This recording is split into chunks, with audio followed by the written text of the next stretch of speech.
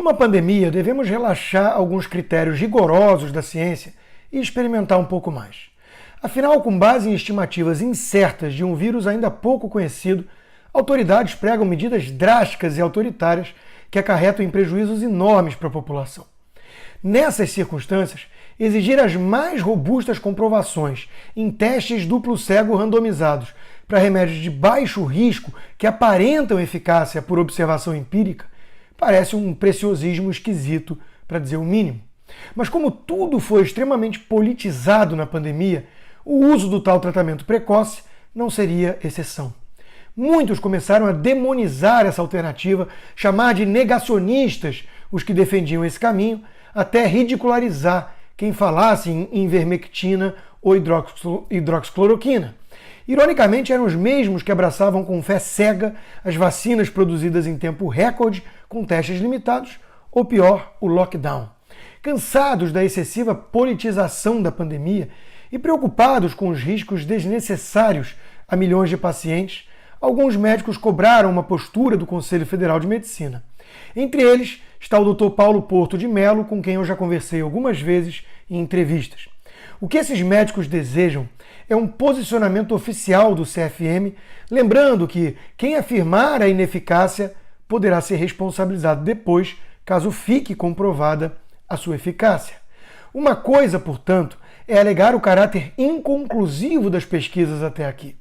Outra, bem diferente, é garantir que o tratamento precoce não funciona. Os autores explicam o intuito com o requerimento. Como prerrogativa legal imbuída pela legislação em vigor, cabe ao CFM normatizar terapêuticas novas para que seja instituído ou não o caráter experimental ou até mesmo compassivo, seguindo os melhores preceitos bioéticos.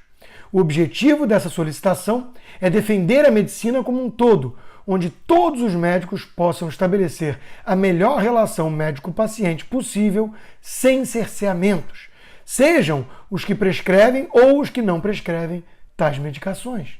Acima de tudo, um novo posicionamento do CFM permitiria segurança jurídica para que todos possam acolher, acompanhar e dar suporte aos pacientes nesse momento tão crucial para a humanidade. Os autores não se baseiam apenas em achismo, como os críticos do tratamento precoce dão a entender. No texto que apresenta os argumentos e os casos de sucesso, consta a seguinte passagem: à medida que o tempo foi passando e o número de publicações crescendo, surgiram as primeiras meta-análises que agregaram um nível de evidência muito maior por meio do agrupamento de estudos menores por intermédio de critérios científicos, propiciando atingir um nível de significância estatística mais alto. Assim, a realidade presente no início da pandemia de que não havia evidência científica que amparasse a utilização dos fármacos reposicionados foi paulatinamente se modificando, com resultados tanto favoráveis quanto desfavoráveis para a utilização de uma ou outra droga. A quantidade de citações é impressionante, especialmente para quem se acostumou a ler na imprensa que não há qualquer evidência de eficácia ou pior, que está comprovada a ineficácia do tratamento precoce. Punta del Este, um paraíso amado por todos que visitam. Pela sua exuberante natureza, tem agora uma excelente oportunidade de investimento. Caracoles, Cidade Jardim, o primeiro bairro planejado do Uruguai. Seja para uso próprio ou investimento, este empreendimento oferece toda a segurança jurídica do Uruguai e a rentabilidade que um rental pool oferece. Apartamentos de 36 a 155 metros quadrados a partir de $81 mil e casas a partir de $110 mil. Essa é a sua chance de investir ou viver tudo que Punta del Este pode oferecer. Acesse www.caracoles.com.uy. Essa semana mesmo, tivemos mais um estudo liderado pela Universidade de Liverpool e pelo respeitado Dr. Andrew Hill, concluindo que o uso da ivermectina levou a uma queda gigantesca na quantidade de óbitos. Diante de tudo isso, o presidente do CFM, Mauro Luiz de Brito Ribeiro, publicou um artigo na Folha de São Paulo esse domingo, alegando que o Conselho Federal de Medicina não mudará o parecer que garante a autonomia sobre o tratamento precoce. Ele abre o texto reconhecendo que se sabe muito pouco sobre o novo vírus, o que deveria ser motivo para uma disposição maior de experimentação e mais humildade. O presidente também coloca em dúvida outras certezas disseminadas pela mídia.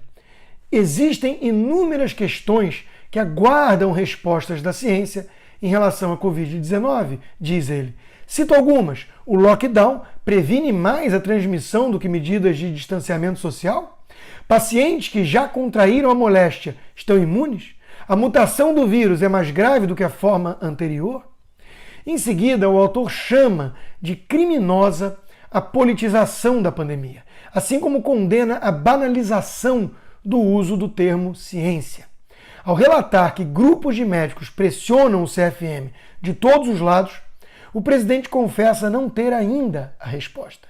Existem na literatura médica dezenas de trabalhos científicos mostrando o benefício com tratamento precoce com as drogas citadas acima. Outros tantos apontam que elas não possuem qualquer efeito benéfico contra a Covid-19.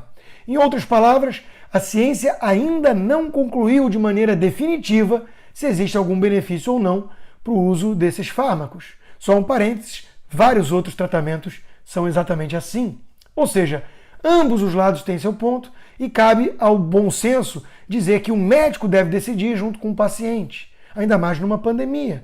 O CFM de fato delibera que é uma decisão do médico assistente realizar o tratamento que julgar adequado, desde que com a concordância do paciente infectado, elucidando que não existe um benefício comprovado do tratamento farmacológico dessa doença e obtendo o consentimento livre e esclarecido. Ou seja, o CFM não vai ceder aos grupos que exigem uma declaração oficial da suposta ineficácia do tratamento precoce, até porque poderia ser responsabilizado por isso, caso no futuro estudos mais robustos atestem a sua eficácia. O parecer, então, não apoia nem condena o tratamento precoce ou qualquer outro cuidado farmacológico, tampouco protocolos clínicos de sociedades de especialidades ou do Ministério da Saúde. Ele respeita a autonomia do médico e do paciente para que ambos, em comum acordo, estabeleçam qual tratamento será realizado. Essa me parece a postura mais adequada na situação. Mas causa espécie a demonização que o tratamento precoce recebe em certos meios. Nas redes sociais, você pode até ser censurado só por publicar pesquisas favoráveis a esses remédios. É um espanto. É como se tivesse uma turma grande interessada no seu fracasso, torcendo por ele e colocando todas as fichas nas vacinas ou pior, no lockdown.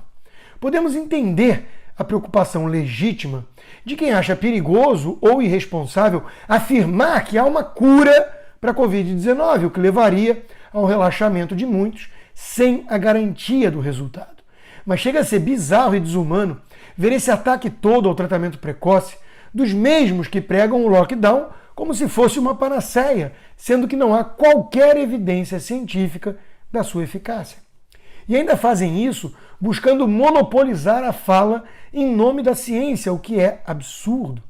A ciência, como vimos, mostra que há estudos atestando a eficácia do tratamento precoce e outros que dizem o contrário, ou seja, ainda é inconclusivo.